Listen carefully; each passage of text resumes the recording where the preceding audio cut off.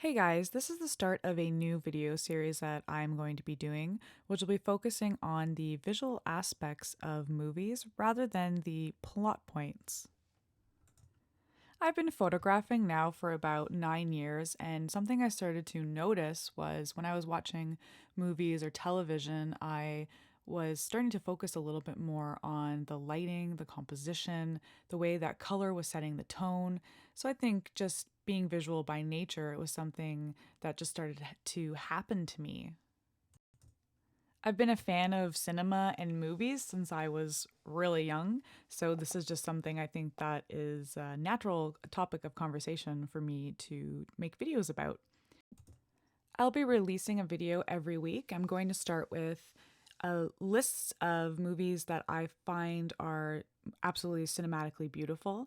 And then afterwards, I'm going to break down each of those movies in separate videos, which will be more of like a visual movie review. So it's going to focus on the visual aspect of the movie rather than the plot. Many of these movies that are on my gigantic list are movies that I am a big fan of, and some of them are movies that I don't necessarily enjoy the plot point, but I can't ignore the fact that the movie is absolutely visually stunning. Movies have inspired me a lot with my own personal work, and if you've been following my work, you'll notice that there's actually several on this list that I have that have definitely crept into my own photographic style and my own inspirations.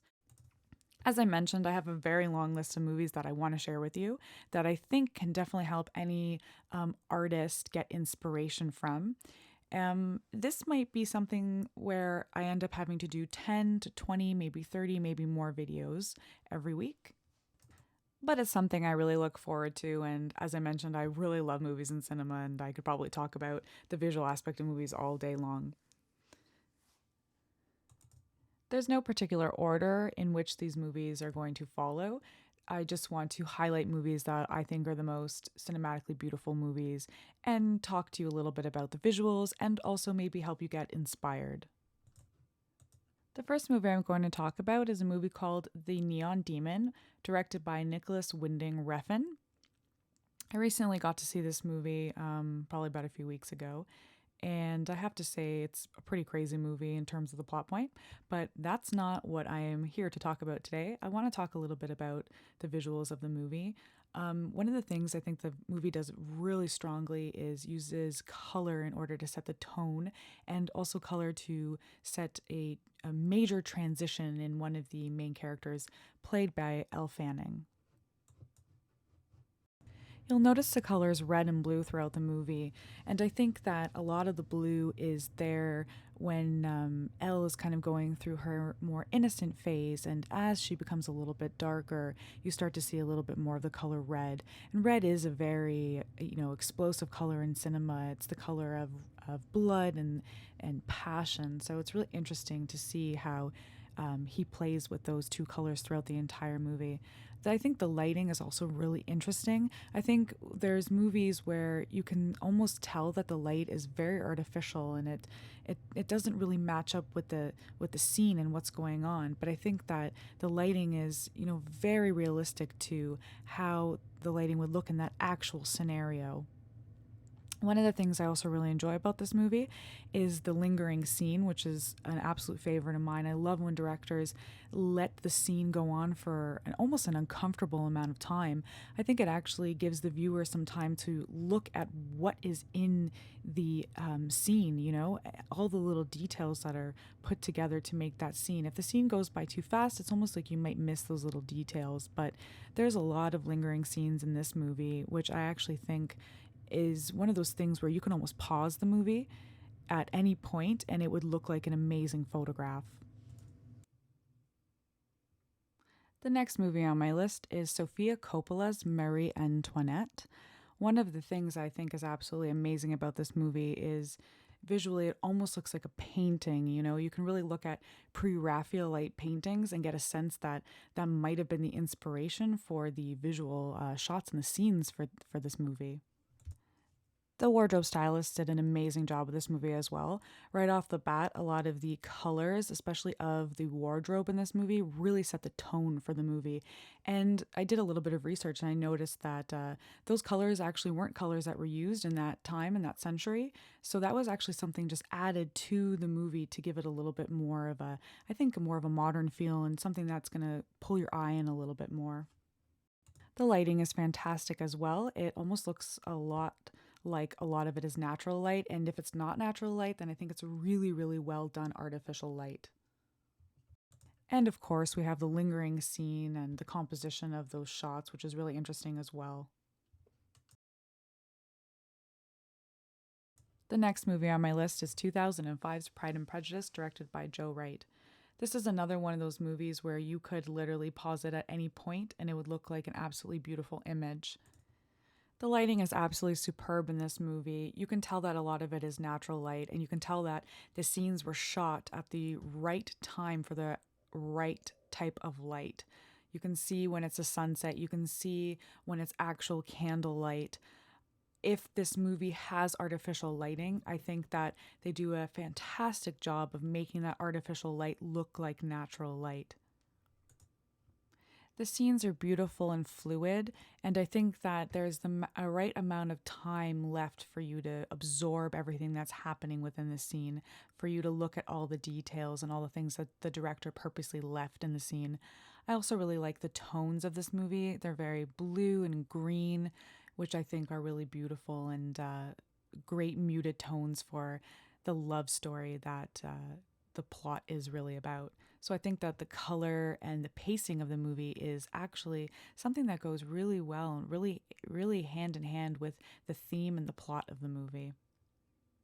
I think that one of the most beautiful things about this movie is the way that the director uses the English countryside and the way that he highlights the beauty with some beautiful aerial shots and some shots of some beautiful meadows and greenery and trees. I think all the right elements come together with this movie. You have the lighting, which is superb. You have the actors who really fit the characters and really look like they're supposed to be in that era. And I also think that the tones really also help to give you this beautiful visual sense of comfort and emotion. The next movie on my list is Atonement, another movie directed by Joe Wright. I think Joe Wright really thinks about what the scene is going to look like, and I think he really thinks about what the colors are going to look like, what the lighting is going to look like, what the actors are going to be wearing.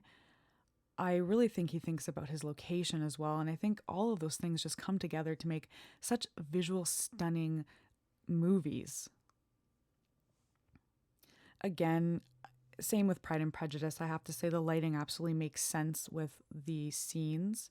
And I also think that the composition is always really interesting. And I also think that what the stylists put on the actors really work with the environment that they're in. It seems like Joe Wright really enjoys scenery and the English countryside, which I think is really well done in this movie as well. This movie is a very sad and tragic movie, and I think he does a really great job of utilizing colors and tones and spaces to get that feeling across. The last two movies on my list today are a little bit more grandiose, but I think that if you're going to go for something that's really out there, you should just go all the way. This next movie is called Melancholia, and it's directed by Lars von Trier. If you've seen a lot of his movies, you'll notice that he is extremely artistic and, a little bit crazy with his movies as well. They're a little bit long and sometimes quite hard to follow in terms of the plot, but the visual aspects of this movie are just unlike anything I've ever seen before. This little piece here is actually some clips from the opening of the movie, and it was at a time where I think it was a little bit before the cinematograph came out. So I kind of feel like this is the first time in cinema we ever saw something that was a little bit more like a cinematograph, almost like a photograph that's moving. Everything's kind of still except for a few little details. I think this was a really big creative leap for cinema, and I think that Lars von Trier and his team did an absolutely amazing job of bringing these visuals to life. This is the type of movie, again, where the lighting makes absolute sense to the situations that these characters are in. There's nothing worse than having the scene look like it's supposed to be lit by a window and the light looks absolutely artificial and you can tell that it's not a real window. The colors in this movie are extremely vibrant as well, less natural and a little bit more strange and green and quite different, I think, than other movies.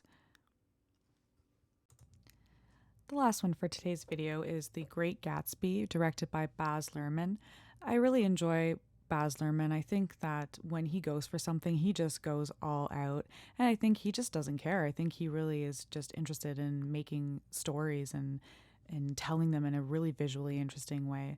There'll probably be a little bit more of Baz Luhrmann on my list. But for The Great Gatsby, I think it was also an interesting time because it was almost where these natural settings were really coming together with digital enhancements of movies. But what I like about The Great Gatsby is that you know it's supposed to be a movie that's more grandiose. You know that there's going to be a little bit more of the digital enhancements included in the movie. So you are kind of ready for that, and you are ready for things to be a little bit more dramatic and not as natural as other movies.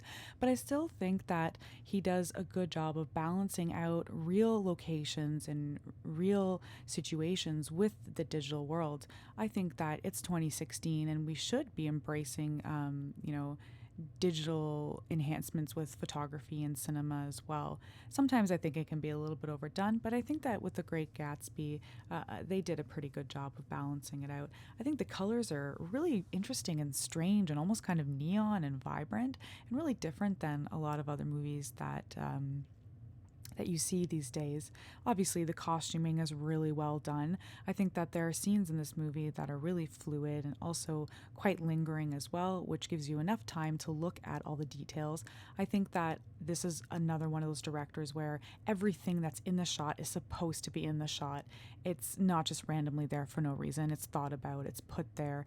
And I also think that this movie really reminds me of almost like old school Vogue photographs, especially when a lot of the female actresses are in the scenes.